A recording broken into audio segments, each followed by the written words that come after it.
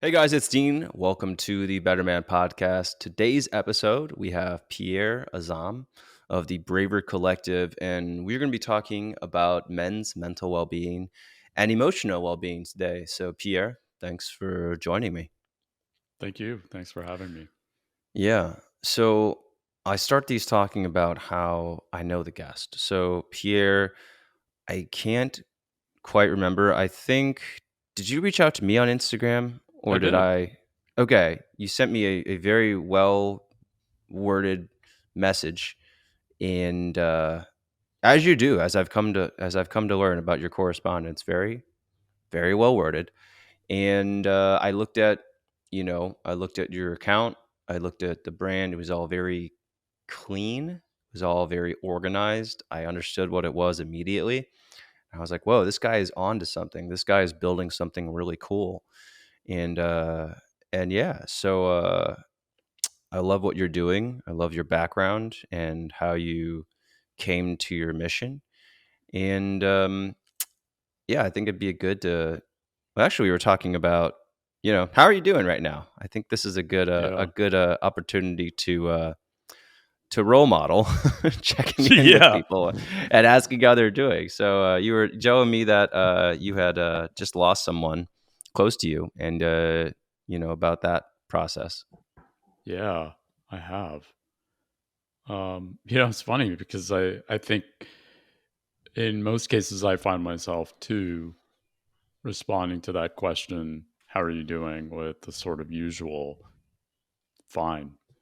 Mm, Um, the sort of very typical cover up. hmm But that doesn't always reflect what's really happening. I think that doesn't always really reflect what's happening for most men, but it's almost conditioned that we respond in that way. Yeah, right. It's just Yeah, part of culture. You're just, how are you? Oh, I'm good. How are you? Oh, this person is also a human being. Got it. Cool. Check. right, It's right. it's just a system of checks to make sure that the person that you're having a conversation with is normal. Yeah. Yeah. And sometimes the circumstances are not so normal. Right. Right. Yeah, I almost never respond to people, good, how are you? Unless I don't want to have a conversation and I'm just like, this is not going to go anywhere. Because usually if I respond with how I'm actually doing, or I'd be myself to very superficial interactions, like if I'm talking with someone at the checkout, or if I'm talking with someone just in passing, it always just comes across as super weird to them, and they're like, "Why is this guy? What is this guy doing?" Remember, I was at TJ Maxx, and she asked me like, "Did you find everything today?" And I looked at her. I was like, "Did I find everything?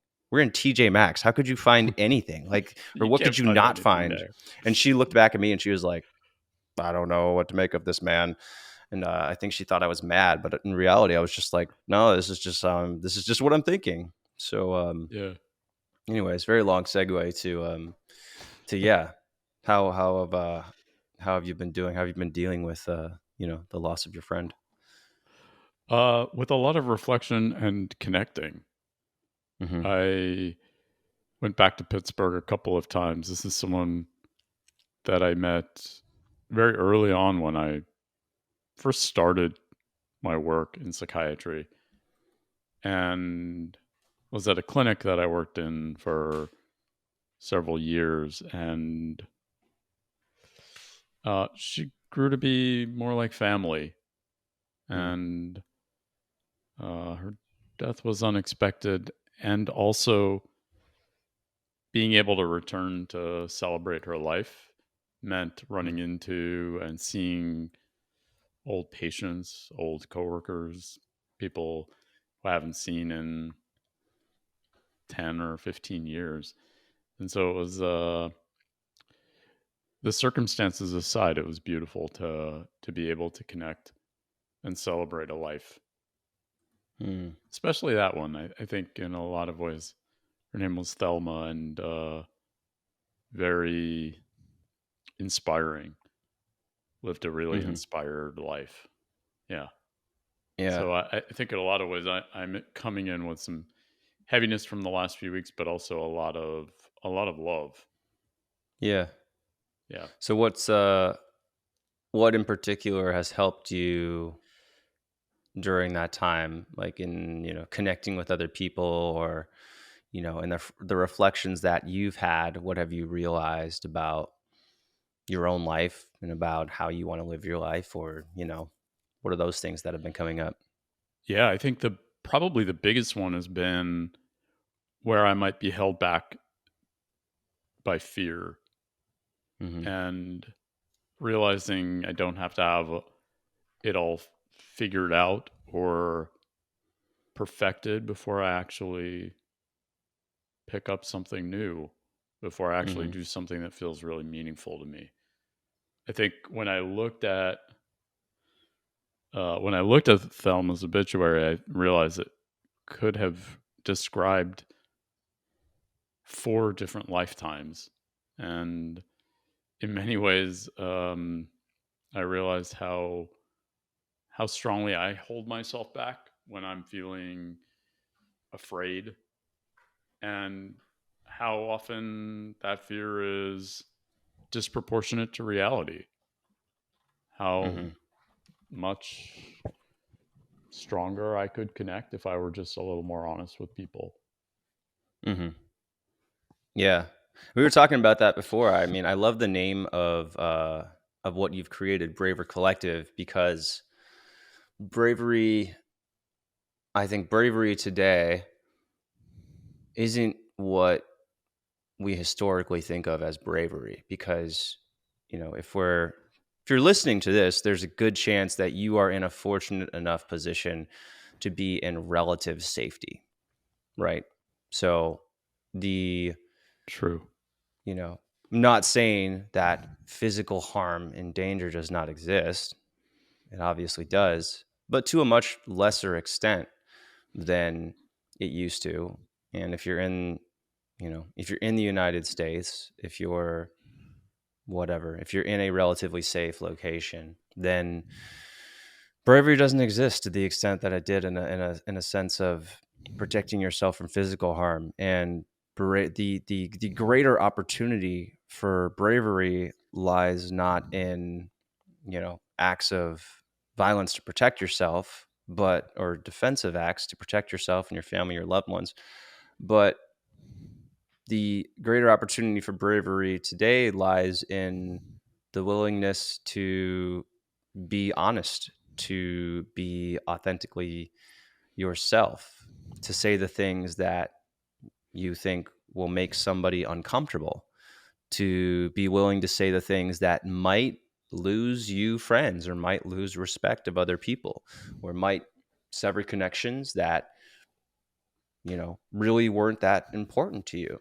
And so that's why I like the concept of bravery in this idea of men's mental well-being, because to in order to have optimal mental and emotional well-being, there is a level of truth and honesty required to that, to be your true self, um, and to express the things that you aren't you shouldn't be holding in, because that's what leads to disconnection. That's what leads to building resentment with the people around you. That's what leads to you uh not being happy, holding that stress in, and turning into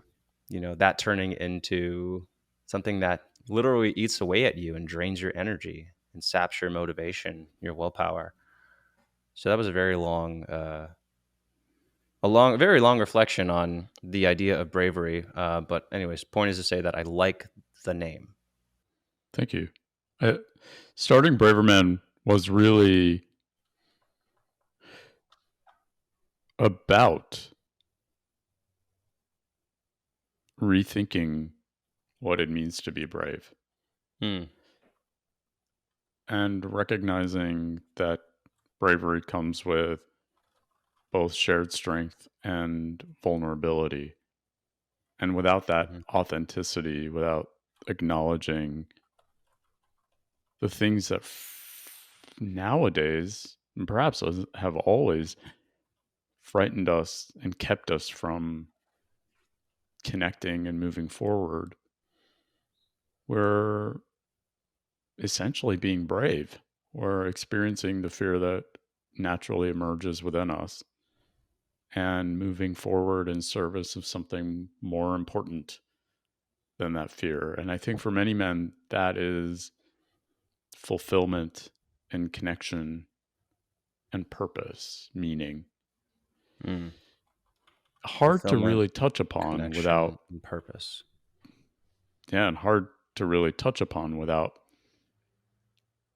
feeling some fear naturally. Hmm.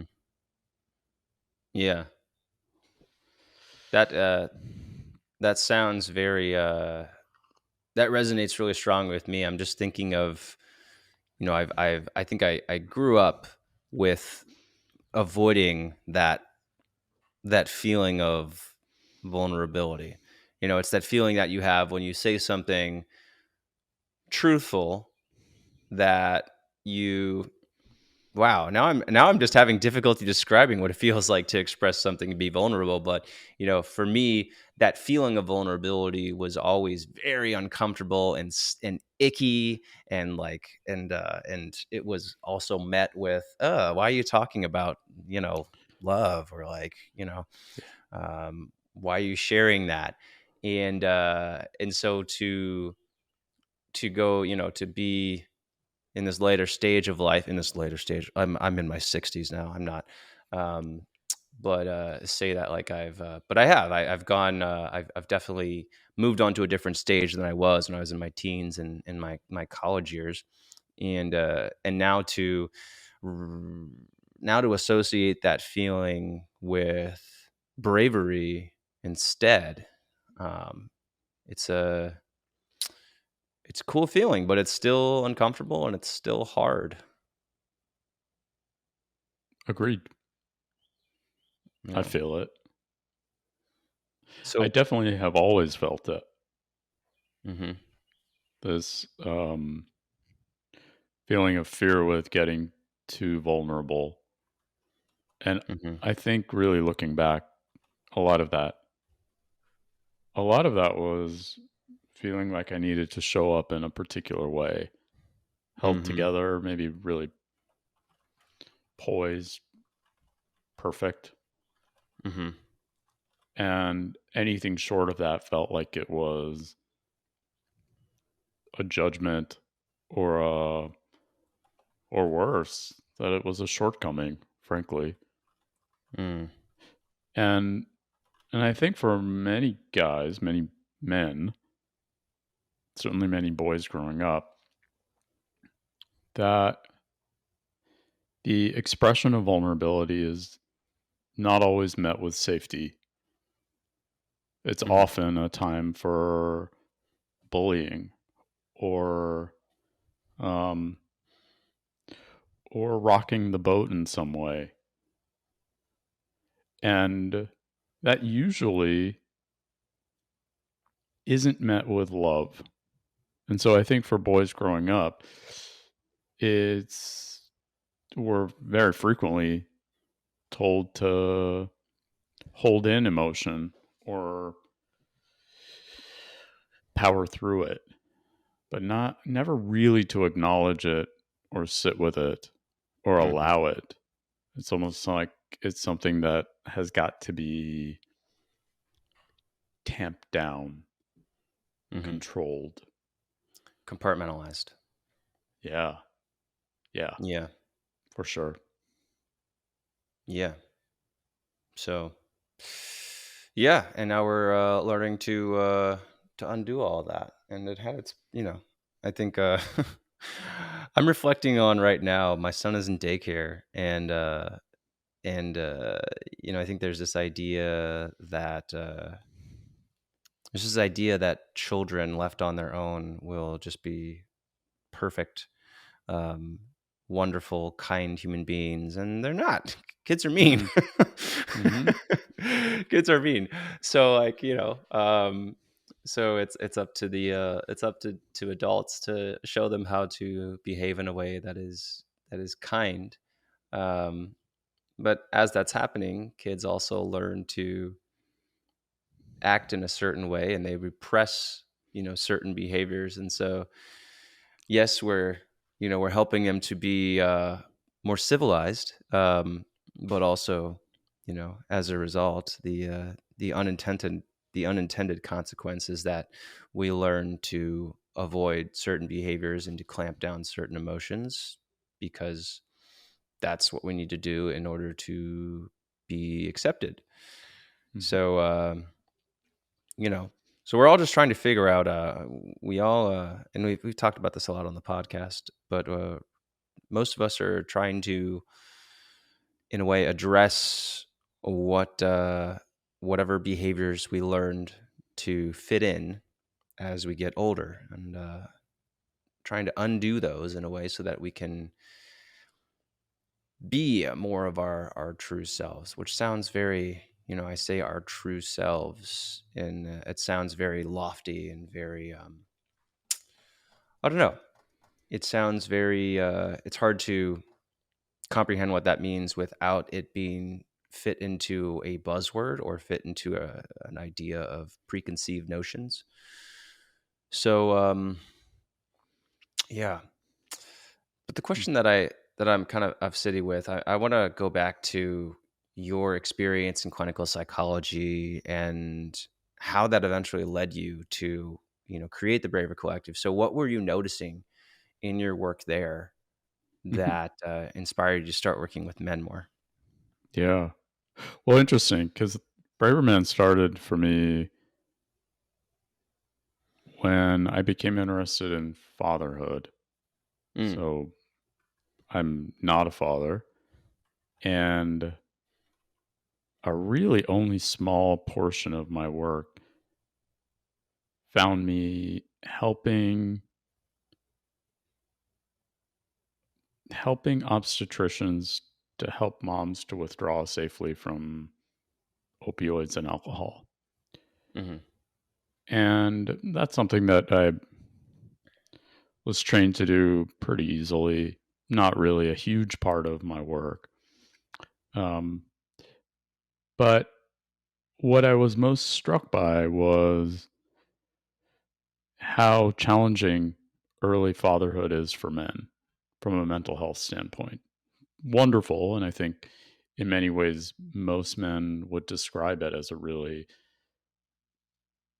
overwhelmingly positive period. And also, it's a time of risk for mental health. And there are not enough services for moms, but there's almost no services for fathers when it comes to specifically paternal mental health. Yeah, And so, yeah, I want to yeah, chime in. My wife, please. friend of my wife, just had a baby. I think she's in that fun time right now, which is like the 3 month age, Yeah, which is, if you've had a child, then you'll know that is like the, oh my God, this is terrible, I'm never going to sleep again phase. yeah. And she's in that right now, and she's, having an awful time. She's, waking up to feed the baby, she's waking up to pump, she's not sleeping, she's trying to do her job at the same time. And that's really, really difficult. On the other hand, it's also, to a lesser extent, there's also, the man is the husband, or, whatever family situation you have, the other partner is there, and they're also there for that. Maybe they're not doing as much as the primary caregiver or the mother, but they're there with that mom who's postpartum, and that is not an easy situation. Um, I don't. There were very few times of the early infant stage that I was like, "This is awesome." Yeah. 90% of it was not fun. I remembered showing up for work and trying to do videos and like having sometimes to do like 15, 20 takes just because my Mhm. my brain was so fried and I was so tired and frazzled and stressed that I could barely do what I needed to do. And then I'd come home and it was incredibly stressful environment there. So, the idea that the having a baby and like those first like, it's just a magical time no, it's not. It's a very hard time, which is sometimes you experience these amazing moments during it where you're like, oh wow, he just smiled. He looked at me and smiled. But that's like 60 seconds out of the day where you're like, this is cool. And then a lot of the other time you're just like, wow, you're still screaming and it's been 45 minutes and you're still Mm. screaming and you're not going to stop, are you? Okay. So yeah, I just my wife is really big on this, but about the normalizing the uh the overall experience of having a child, right? Because it's not this this yes, it's this beautiful process, but it is not an entirely positive process. There's lots of different things that happen, and it's really, really hard. So, yeah, Yeah, it sure is. And your wife could likely attest to this directly, but there's quite a lot of pressure on moms to be the sort of the perfect mother, whatever that means. right, yeah, And you got to that's be able usually a to handle the yeah, baby, do the pumping, wash everything, clean everything, get the house ready.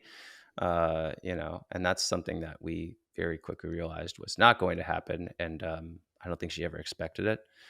yeah, Um, and if you don't have help, if you don't have grandparents nearby to help out, then good luck. It's yeah. tough. It is. And the reality is not picture perfect, as you've said. I think for most fathers, oh, I that's too sweeping, perhaps, a statement for me to say most fathers, but I think many fathers are not aware that the the postnatal period is actually a time of mental health risk. Hmm. Even, well into psychiatric practice for me was the first time that I recognized or realized or learned, frankly, that postpartum depression was not limited to mom. That, Hmm. in fact, about 10% of fathers will experience major depression in the first year postpartum. And usually that peaks for men between 3 and 6 months postpartum. But it can happen anytime from the beginning of pregnancy to really the first year after delivery. What are And some of the contributing yeah, factors to that? Do you think it's yeah, I mean, from my personal experience, the three things that come up are suddenly you don't have time for yourself. yep, Number two, your partner who you used to rely on for attention, affection, yeah, love, she's suddenly uh, entirely consumed with this new being, and you're like, hey, what about me? And yeah, you also have and not only that, but you also now your interactions with your partner are like, why didn't you wash the bottle? It's like, can you get up this time? It's not like so yeah, so what are the factors there that lead to men having postpartum depression? yeah. There are quite a few. I mean, when I talk to most guys about the risk, there's often an expectation that it's sort of the three S's, that you lose a sense of self, that you're certainly losing sleep, and that you're losing sex and intimacy.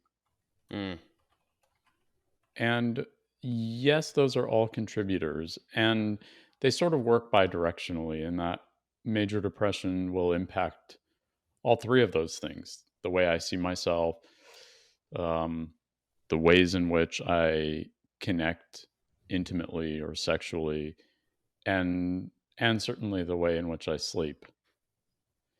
But actually, there are a number of additional contributors that that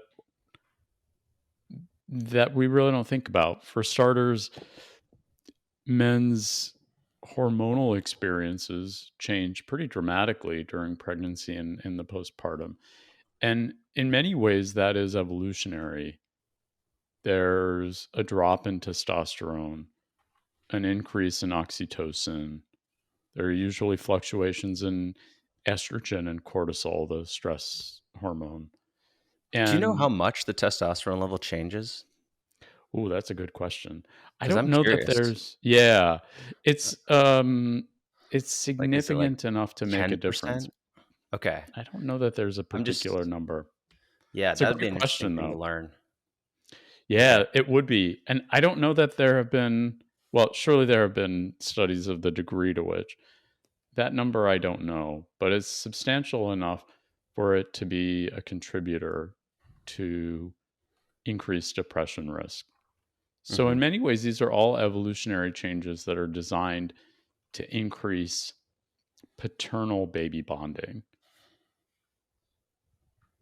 And secondarily, they also increase risk for depression. So, it's not sort of nature versus nurture. I think in this case, it's both. But both are substantial contributors to major depression risk during that time. And for me personally, I was 10 years into practice before I even realized this. And I thought, Mhm. well, here I'm essentially working in a psychiatric practice designed to help all people, and I didn't know this. And so I'd imagine most people don't who don't have a tie to a mental health profession. And so I had long been interested in the stigma that surrounds depression and other mental health conditions for men. But I suddenly became very interested in early fatherhood. And really in part because I was seeing these dads struggle and want to show up as better men for their families, but also finding themselves judging themselves really harshly for not being the perfect dad, for feeling like they couldn't show up with as much certainty, calm, collectedness, as much control of emotion as they'd wanted. And so there was a lot of judgment and negative self-talk that was interfering with men really showing up in a way that they could be proud of. And that's what really began to have me interested in working with men and searching for ways that might make mental health care or help in general more approachable for men. And that's really when I sought out training in professional coaching, largely in my eyes to help complement the work that I was doing as a psychiatrist. I didn't really think then that I would be starting something that would have me taking on a very different path in life, and certainly not starting something like Braver Man. But it very much has been for me uh, a calling. It's very much been something to which I'm committed. And while the sort of the usual entrepreneurial stuff gets a little scary sometimes, um, I always feel very connected to this mission. And so I think for me, sometimes just keeping in mind the whole idea of bravery, sometimes when I get really afraid that I'm going to screw it all up or that I'm not going to make it so successfully, I return to the whole point of it all, which is to help men show up more strongly in ways that would make us proud. Mhm. And in service of our values, our families, our communities, our world. I think we're seeing the need for that now more than ever. So as you were, so I want to go back to the men that you were working with, and the feelings of uncertainty and inadequacy and shame because they weren't showing up the way that they wanted to. And I'm curious, what did you do with them? What was the one-on-one work that you did with them? What did that look like? Yeah. Well, a lot of it was normalizing the experience and recognizing when there was an added element of judgment on top of that experience that was leading men to feel shame. Mm, And a big part of why I became interested in coaching was really helping men shore up strengths. In a lot of these cases, the men weren't necessarily experiencing major depression, but there was a drop in mood and a sense of effectiveness. hmm And so a big part of it is recognizing what's important, recognizing how emotion is going to show up for me. How do I communicate it with my partner or my wife? What might I need in order to respond more in line with the ways in which I serve my family healthily um, rather than in angry outbursts or irritability, which is really common with major depression.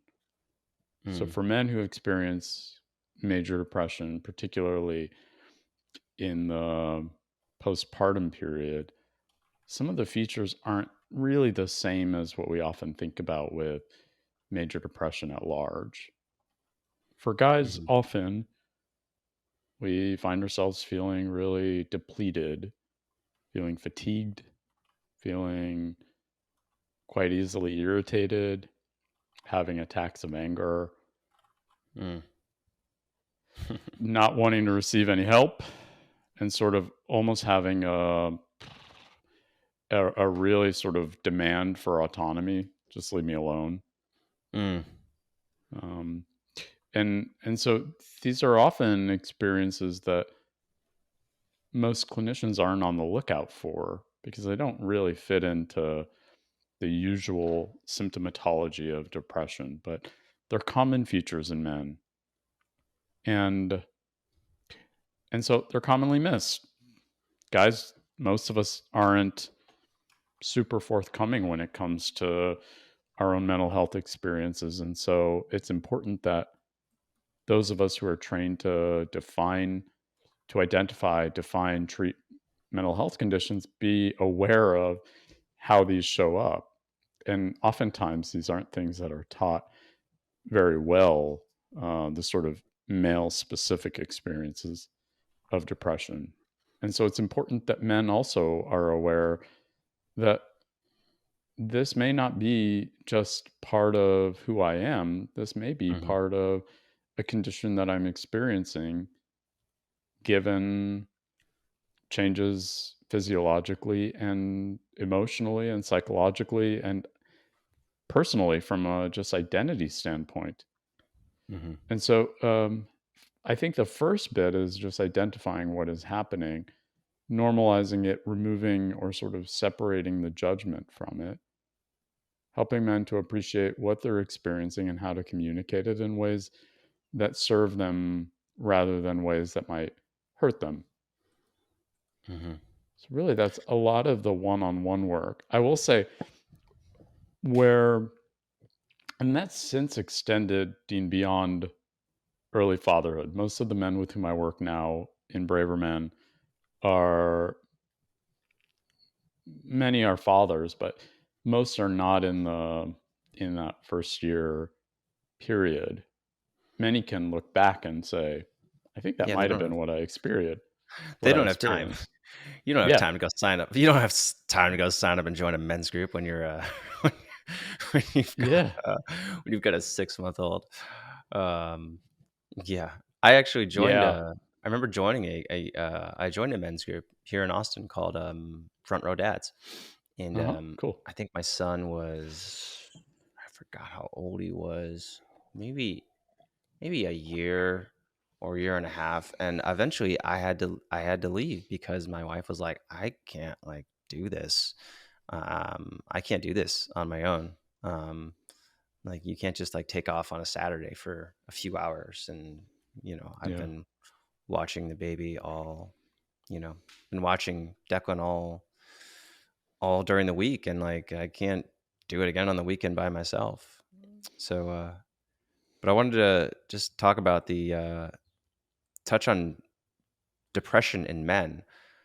Mhm. The angry outburst, easily irritated, the demand for autonomy. Those are all things that I was experiencing in that postpartum period, and, it was almost this sense of I have to make myself happy. Like, I can't make myself happy in this situation, so I need to be out of this situation. I need to be able to, like, go out and fill my tank so that when I come back home, I can be ready to deal with the shit show that is this early, this infant stage.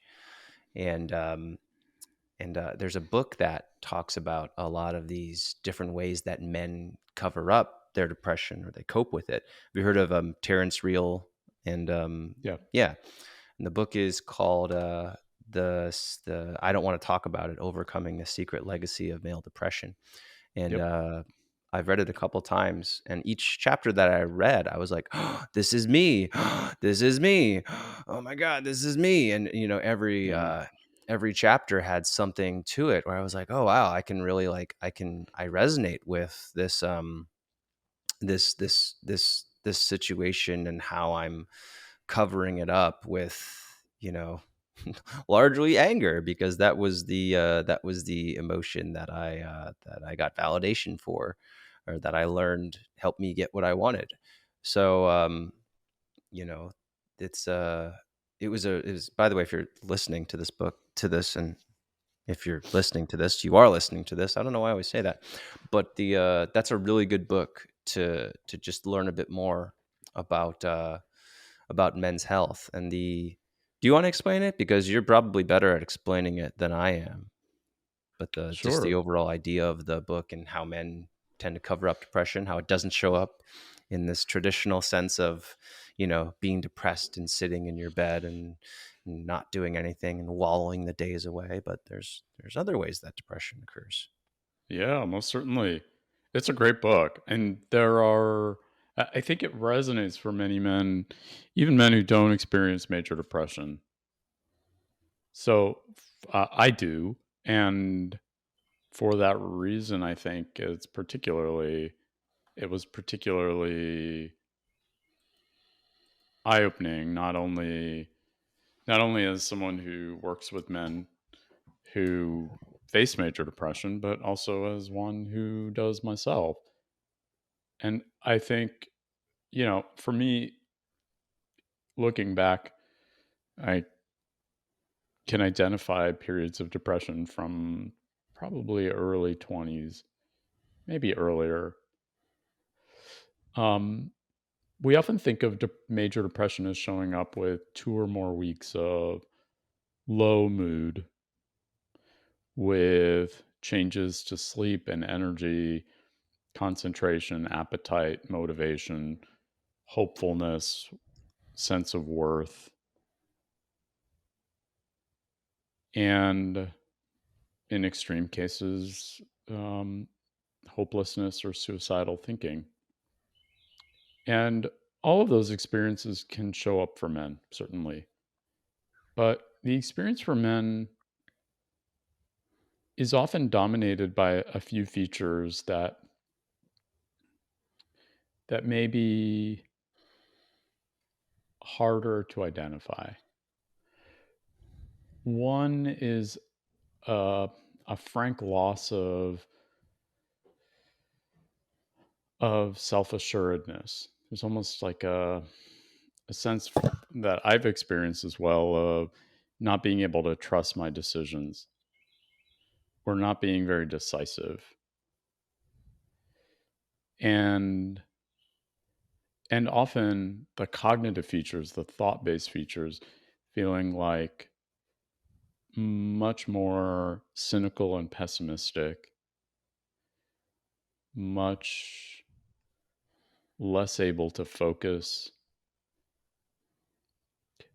very strongly a sense of uh, self diminution and shame. And that usually leads us to hide. And when we do, um, often that exchanges with other people tend to be really snappy, really irritable, really angry at times. And men are more likely to externalize as well. We're more likely to turn to drugs, alcohol, porn, gambling, things that might just sort of numb us for a little bit. And unfortunately, a lot of these experiences, for many men are emasculating. They sort of take away the things that we identify as being strong, as being really manly, if we, for sort of a lack of a better word to describe it, it sort of takes away the very things that we can feel proud of, most of us: strength, competency, stoicism, the ability to connect and feel confident in ourselves. A lot of those things get diminished. And so most of us don't want to share that. We've not really been shown very safe masculine approaches to being vulnerable and authentic when it comes to our emotion. And so often it gets hidden. And that hiding, unfortunately, means that for many of us, there's an extra layer of guilt over hiding. And so it's this sort of compounded, I'm already feeling terrible, but I have to hide it. No one knows about it. I'm somehow weird and on my own. And the reality couldn't be further from the truth. This is a common experience for men. It's not so common that more men have it than not, but we're talking about 1 in 8 men over the course of a lifetime who will experience at least one episode of major depression. And while we think about it in terms of a 2 week stretch, for most men, actually, the experience of depression lasts for somewhere between 4 and 12 months. So this is a pretty substantial duration of time. Now, for fathers in the sort of that early period, the peak in depression risk is at about 3 to 6 months postpartum. There have been some theories around why that is. Partly, one of perhaps the biggest theories is that it represents the time of greatest change for men. Moms, if we're talking about a two-parent household, both parents working, it's often the time that mom is going back to work, and so things become a little more real for dad. There's some evidence around potential changes, hormonal and neurotransmitter changes during that time as well. But that's the period of risk. And now, some would argue that that men don't experience depression as much in the first sort of 3 months postpartum. But I think actually what happens is quite different. And this is anecdotal, but I think what happens is that the changes are pretty insidious for men. They're very slow. They're not very um, dramatic. There's often a sense that dad's personality is changing. But I think what's happening is that men are not, we don't know that there's this poses a risk for depression, and the people around us don't. So I think most men in that first few month period are trying to stay afloat by hiding. And then at about 3 to 6 months, symptoms become substantial enough that men no longer can hide. And so I don't know that it doesn't happen in the first 3-month period and then suddenly there's a big jump. I think what happens is that most new dads try to compensate, and after a while the walls start to crumble, and what's really happening begins to show. Hmm. Yeah, I'm trying to, the only thing that I can speak to is with certainty is my own experience here. But the 3 to 6 month period is, I mean, that's the time when baby is the most difficult. I've Yeah. whined a lot about my colicky baby on this podcast, and Declan was a difficult baby. He did not smile a lot, um, and yeah, that 3 to 6 month period was really hard. Or it's the 12. Sorry, it's the 6 week to 12 week period that's really hard. So the 3 to 6 month period, that makes sense with women in this country, at least, having to go back to work at 3 months, Yeah. um, and then more pressure on dad. Yeah, the my experience was during we had Declan during the pandemic, and it was this sense of, I think, a lot of the things that you mentioned, and then also this sense of, oh, I can't even leave the house to go, you know like, I'll get yelled at if I go to the grocery store, or like, Yeah. like, or you know, I'll get in trouble if I go to Home Depot, like, or something like that. So like there's this definitely this sense of walls closing in, and I don't know what definitely behavioral cognitive therapy is one way to deal with that. For me, what really helped was I identified the three biggest stressors in my life at the time, which was, wow, my relationship with my wife is really difficult right now. Um, my son is apparently making my life very difficult as well. And I have this sense of not being able to have autonomy. So I Hmm. identified those three things, and I identified, and every day I concentrated on a reality that proved that that was not true. So I wrote about, what am I grateful for my wife? What am I grateful for about my son? What's something that I was able to do today to expand my idea of what is possible?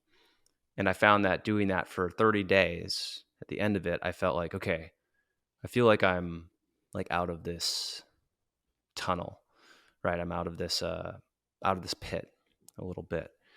And but it takes conscious effort, right? It's not something that just goes away. There has to be um, conscious action involved, and that could be through, that could be through journaling, that could be through talking about it, through shared experience.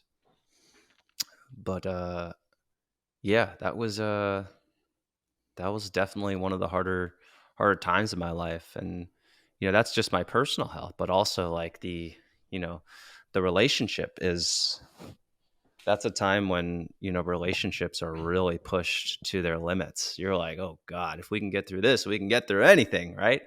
um Try doing that, getting through the early infant period, but also doing that during a pandemic, which in some ways was helpful because we were with each other. We got to spend a lot of time together. But then on the other hand, you know, we had different ideas about germs.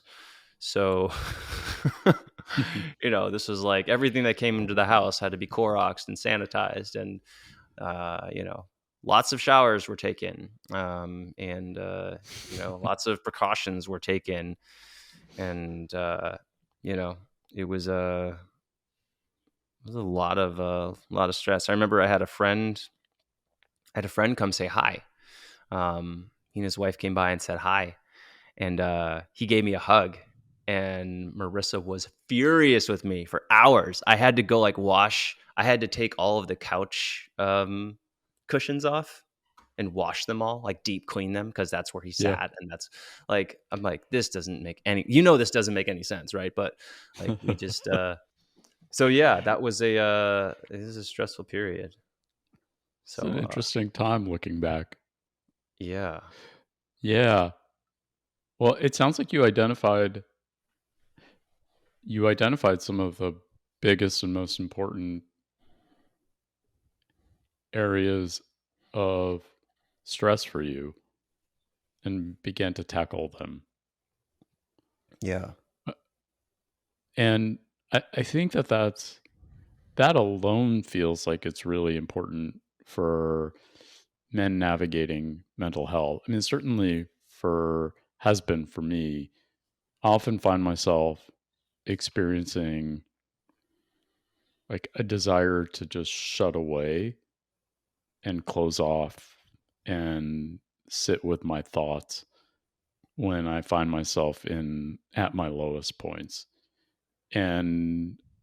And usually that extra, like, sometimes that's important. Being able to do that with some intention in order to recharge is really important, but that was never for me really recharging. In large part, it felt like I wasn't doing it intentionally. It was something that almost came over me.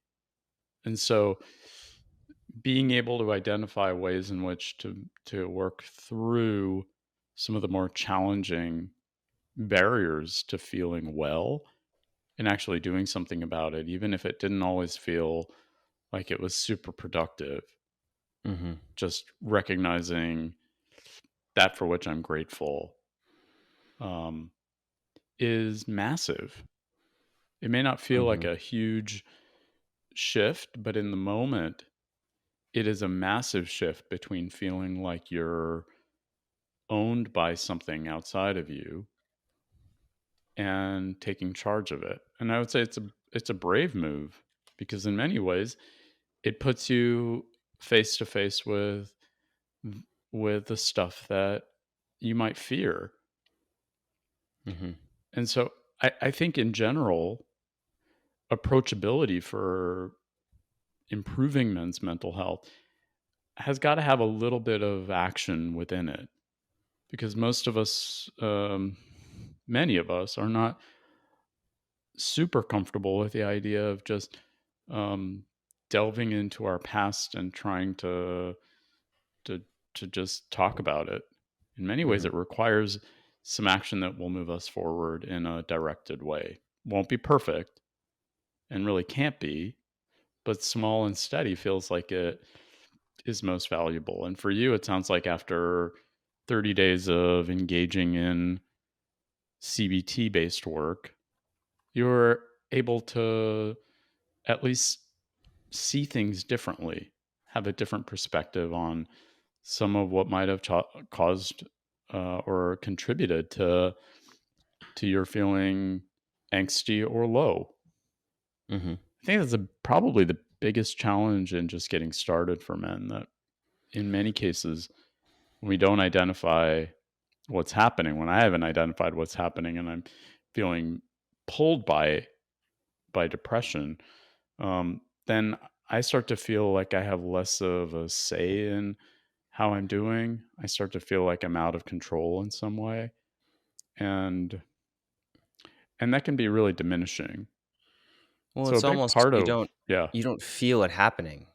You don't recognize what's happening. You have to be in it for a while until you realize, like, oh, this is what's happening, right? You can't like, it's not like you're looking at a map and you're like, oh, I'm in depression, time to get out of it.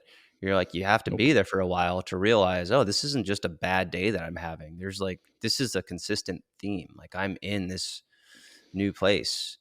And with the little things like practicing gratitude, it doesn't feel significant in the moment. It's like, it'd be like sometimes you do a yoga workout for the first time and you're like, wow, like this feels great. I feel amazing. But sometimes you do it and you're like, why isn't my back better yet? Or like, Yeah, so it takes, it only works. You only start noticing that it's working after doing it for a long period of time. Right. So it takes like, for me, it took a month where I was like, okay, I'm feeling like this made a significant improvement. But for the first couple of weeks, when you're not noticing that it's doing anything, you're just doing it based on, based on the overwhelming aggregate experience of humankind, which is if you practice gratitude, you will be happier. But you don't yeah, realize, you can't experience that improved happiness within the first, one time. You could, but like you have to keep doing it. And that's with a lot of self care. It's aggregate effects, it's not an immediate thing. for sure. And particularly for depression. I mean, think if we take a look at some of the contributors to resolving depression. So this is true for medications. Often this has been cited as a parallel for psychotherapy, that often some of the impact to wiring, sort of neurologic wiring, particularly in the limbic system, in the parts of your brain that are responsible for emotional importance and memory, and really where the two kind of connect, that it takes about 4 to 6 weeks for neural plasticity to change wiring. That Mm.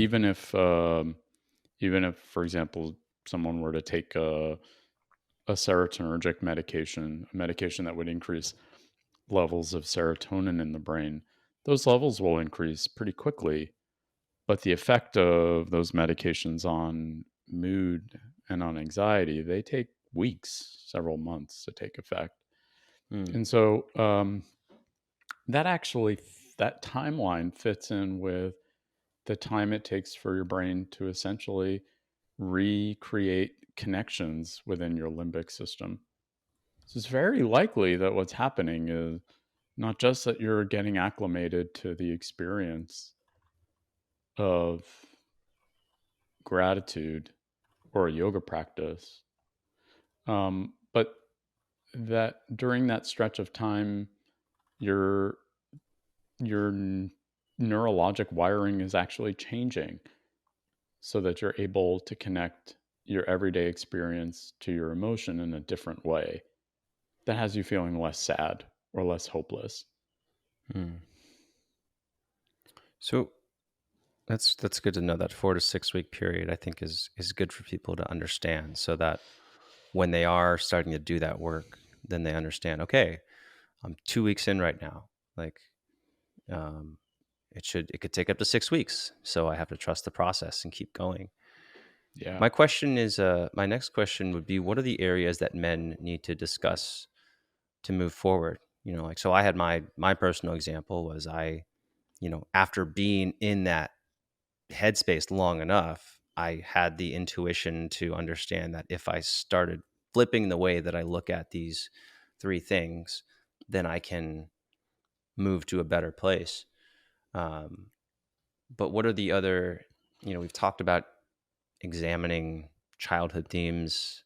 Yeah. What are the areas that men need to discuss in order to get out of the place that they're in or they're stuck in? Uh-huh. Ooh, it's a really good question. You know, I asked this of men who joined the collective at the start of our work almost every 12 weeks. What are the conversations that we men are not having but need to have? Hmm. And I think there are many. Connection feels like perhaps the most important of them. Like if we are honest about how men connect to one another and what we actually want in those connections, uh, I think that usually sparks a lot of conversation around what it means to seek support, to offer support to one another, because that alone is a really nebulous, squishy concept. How do I ask for help? What does that even mean? Do I ask for anything if I can't ask for an actual fix? Hmm. Like if I'm not calling you and asking you to, I don't know, to borrow your truck for a move, can I call and ask for help? What does that mean? So can you And so have I, help in ways that aren't like a specific task? Just saying yeah, like, "Hey, like I need to talk to you. I need you to I'm going through a really tough time right now." And what does the request for that look like? What would that look yeah, like? What would that yeah. Well, offer for, you know? Dean, we both made a face at that. I mean, I think it's the face that most guys make when I ask the question, what support do you need? Like, we don't even know where to begin there. Yeah. And so, identifying what it might actually mean to have the open space to share my experience Hmm. is almost it almost feels like it shouldn't be a an explicit conversation. It almost feels like we ought to just know how to do that, but we don't. And most of Mhm. the time when we get together, there's superficiality, there's one-upmanship, there's a sense that I've got to get in my stuff. I know sports stats Um, better than you. Cool. exactly. That's great. Great. Wonderful.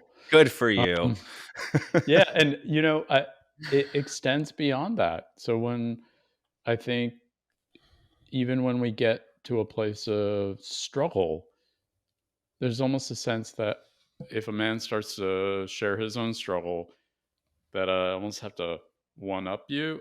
It's not even. Yeah, I it's like don't my even day's think that shittier than guys are yours is. intent. Exactly, or like my relationship's shittier than yours is, Right. um, or my boss is shittier than yours is, and so Right. it sort of ends up diminishing each man's experience.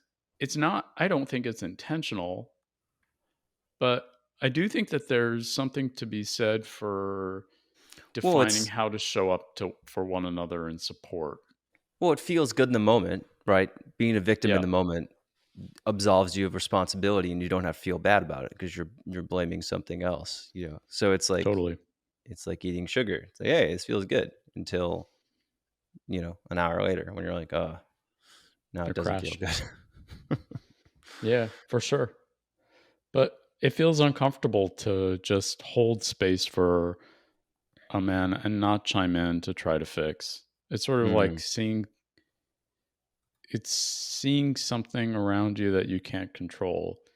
And boy, I don't know a man who doesn't like to feel in control. hmm. And so oftentimes I think um, we don't put aside our egos in the sharing of space to provide support, to actually let a man acknowledge and articulate his experience and feel heard. And so I think that's a big part of it, how we actually relate to one another.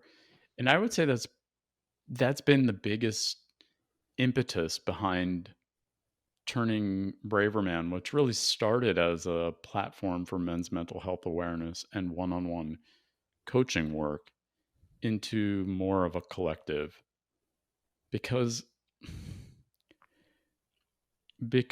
in large part, the biggest barrier, I think, I would say, and this is just anecdotal and my own opinion, to men's mental wellness is our sense of loneliness and isolation from one another.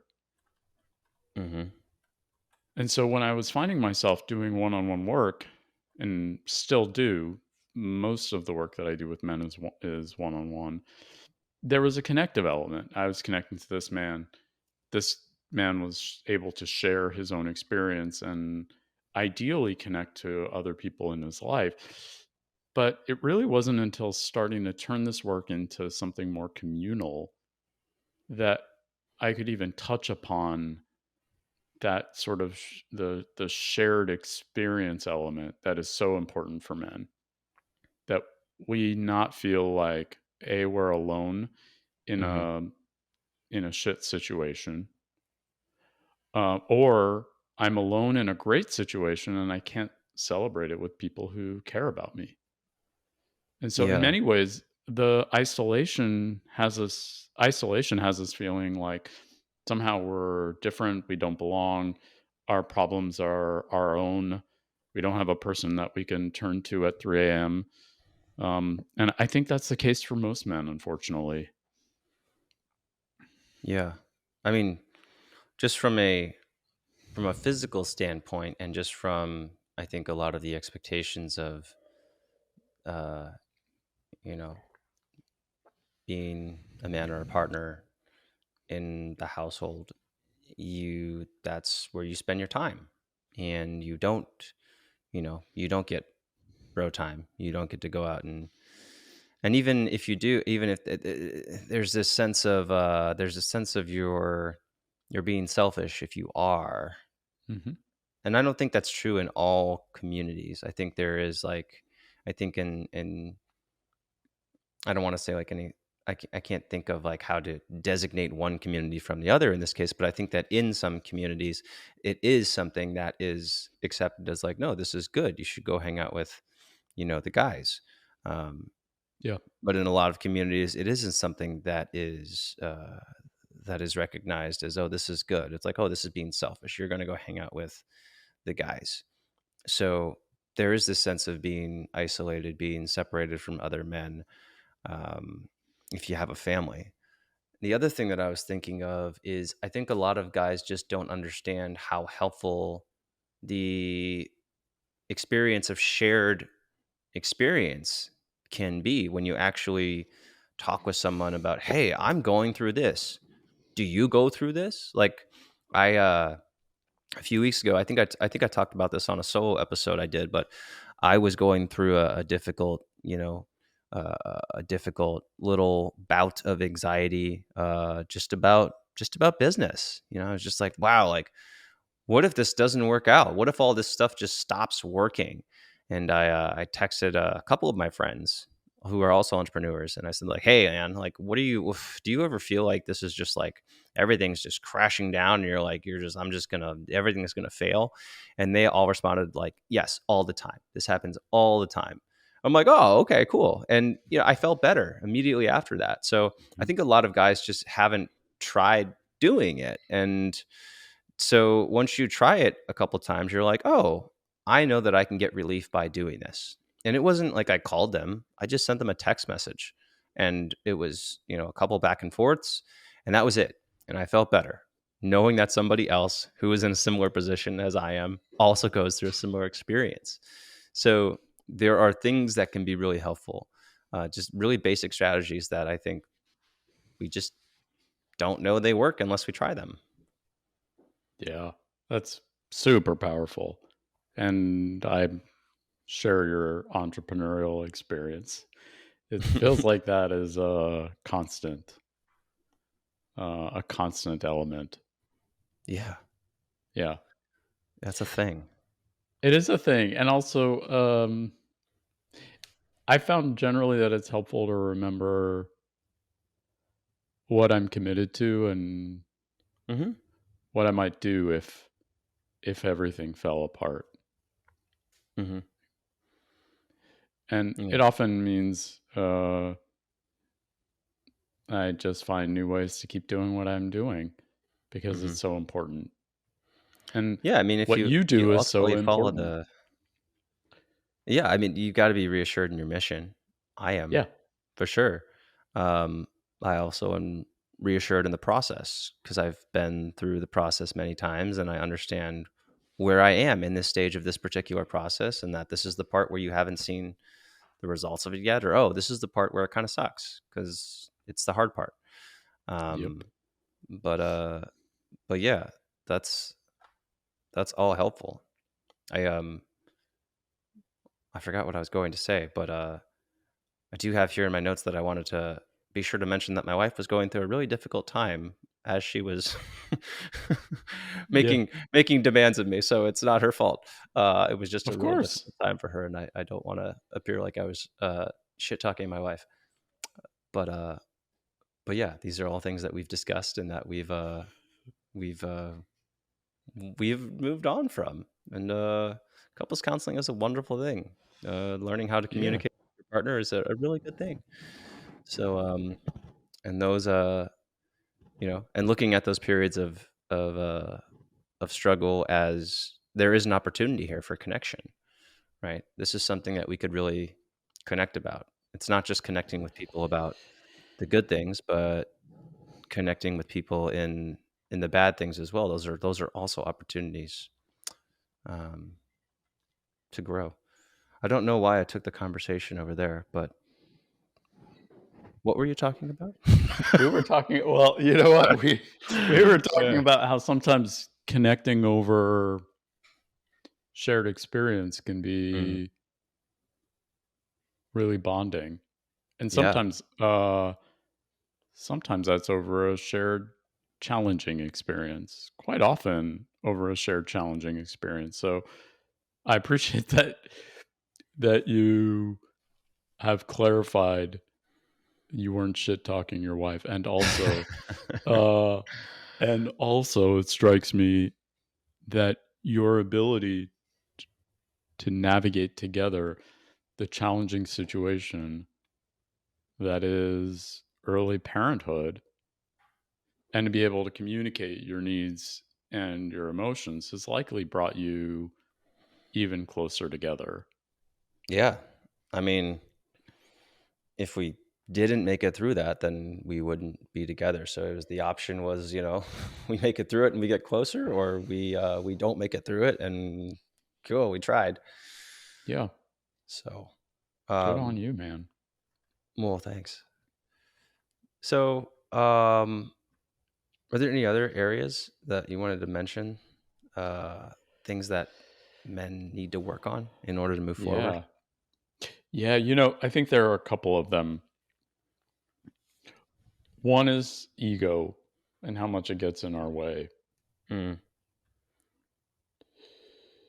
And another big one that feels like it comes up routinely in my work with men, particularly in team, is inner criticism and yeah. essentially the ways in which we talk to ourselves and experience our own self doubt. Hmm. And that can show up with things like perfectionism or imposter syndrome, with holding back in order to show up in a specific way so I don't look like a whatever. I don't Hmm. look like a dick or I don't act like an asshole. Essentially, ways that ultimately end up protecting us, but doing it in a way that feels like it criticizes or undermines us along the way. So I think for many men, and I would say just like touching upon the entrepreneurial bit, there is a sense of there is a sense of holding back so that we stay safe, wanting things to be perfect in the first get-go, being afraid of falling on our faces or making a fool of myself. These are all things that we experience internally that are designed to protect us. They're designed to help us maintain safety, but they hold us back from doing things that we really need or want to do, Hmm. like release a podcast or start a business. And and oftentimes they're held in because they're so shame laden that men don't share them. We don't tell each other. I'm like, I've got this like perfectionistic inner critic that's just driving me mad. Hmm. And so a lot of times guys think that they're experiencing it on their own.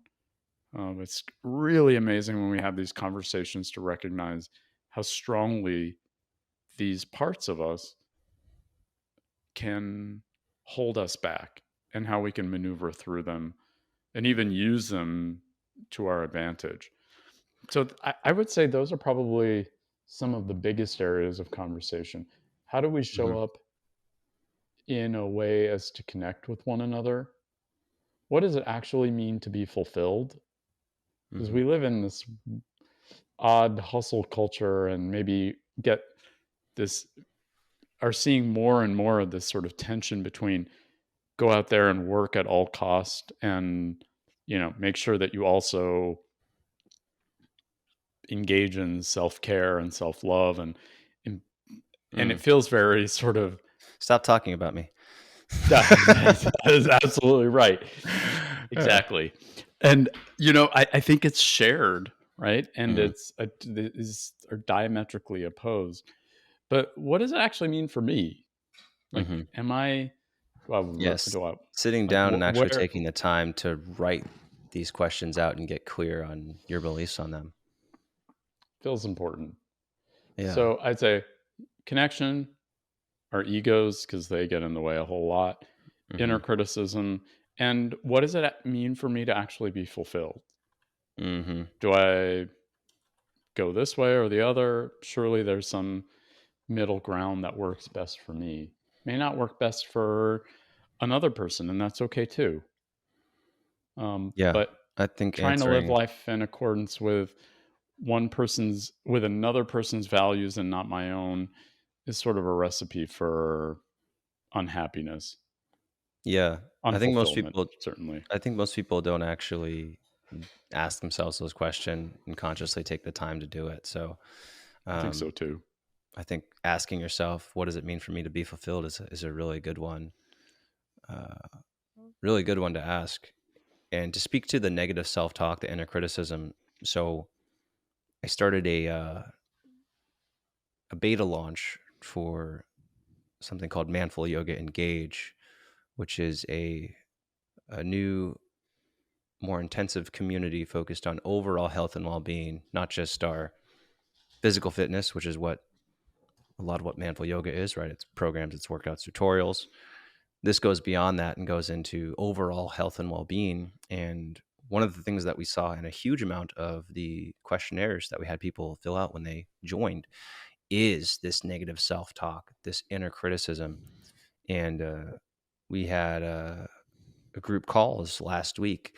And for people to be able to get together in a group and realize that, oh, you go through this negative self talk too, you have an inner critic that holds you back, was just really helpful for so many people. So, combining those two things, their connection and talking about the shared experience of negative self talk, the inner critic. I think just realizing that all of us are go through that to a certain extent, and I think that could be a conversation for another time. But like, at what point does the inner critic become a true mental health crisis versus Mhm. this like what's the line between clinically depressed and I just have an inner critic sometimes, you know? Mm, So that's a great question. That's yeah, a really great question. yeah, I think part of appreciating, and I don't have a quick answer for it, nor right, do I have a yeah, great answer for it. I think part of part of acknowledging it is recognizing it's not me. It's not, mm, this is a part of me. Yes, this is a right, part of me that is very active. And also, I can create some perspective where I understand this part of me. I don't necessarily vilify it, but I hmm, don't over identify with it so that I believe everything that it says.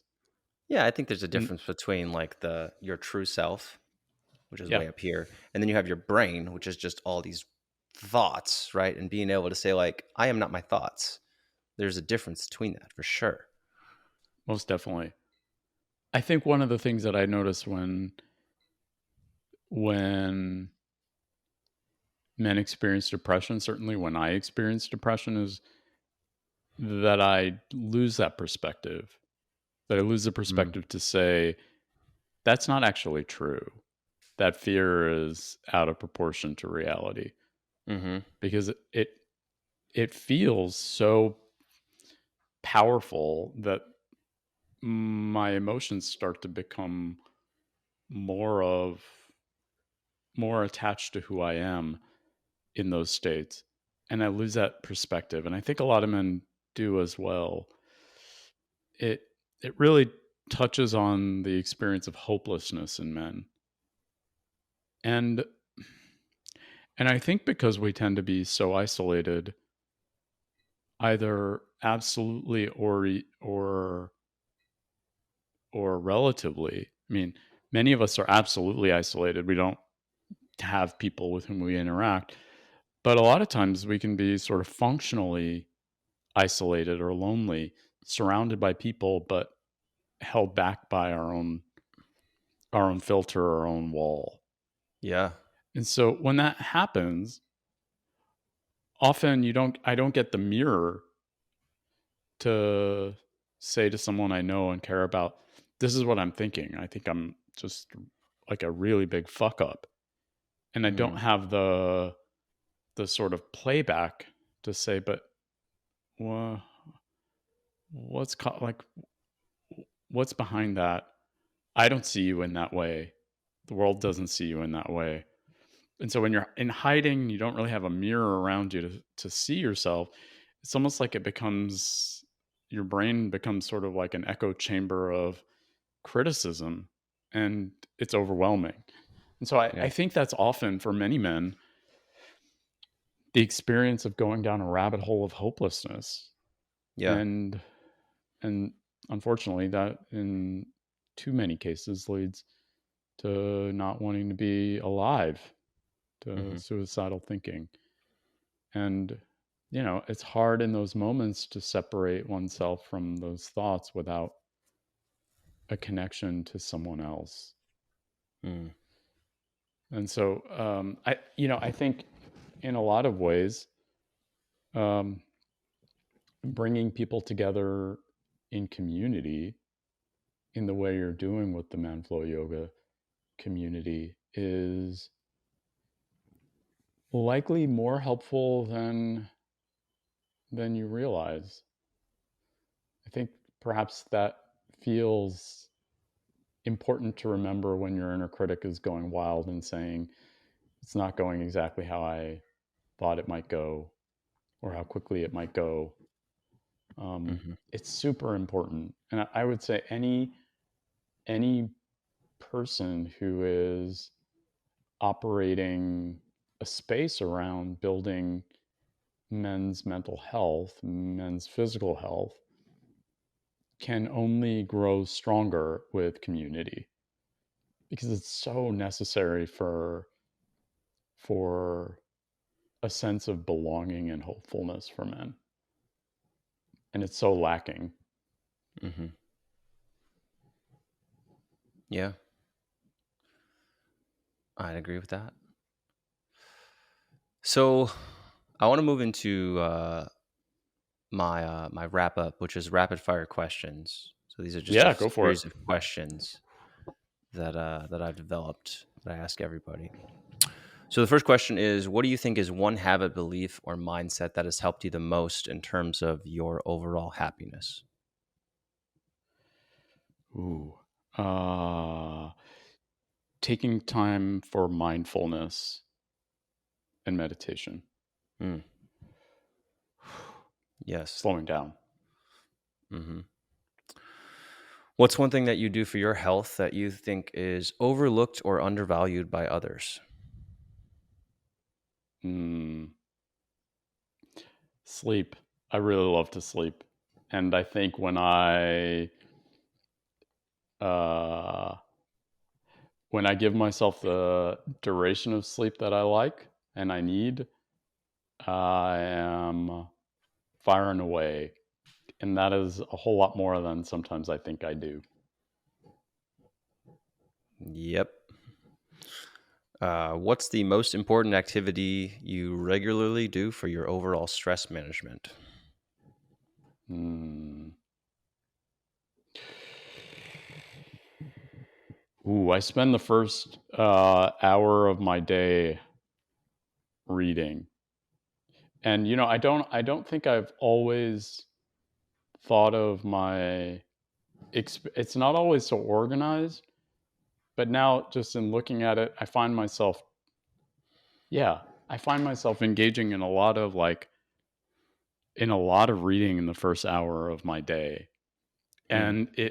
And I notice now when I don't, that something is off, but I don't Mhm. think I've always thought about it in this way. It's kind of funny because I don't find myself just sort of reading the same thing, but I'm always on uh I'm always in one place, and there are always a few books around, and they start jogging my ideas.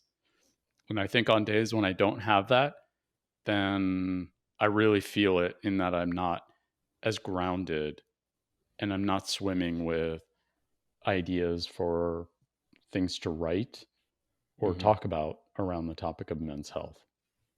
Yeah. What's the most stressful part of your day-to-day life? My fucking inner critic. It's loud. It's a little bit obnoxious. It's treats me in ways that um, I wouldn't treat anyone else. It's highly perfectionistic, and it robs me of some joy. How do you deal with it? Fuck. Um, mm. I don't try to fight it as much anymore, even though Dean, we're talking about it, and I feel like I suddenly went into a sweat episode here. How do I deal with it? I think I recognize that it's not always so rooted in reality. That the point of it is for me to be safe, secure Mhm. enough, and I have to remind myself that I am in a place of security and safety. Else, the messaging of the inner critic I start to believe. Yeah. So a lot of it is groundedness into and awareness of what my motivation is.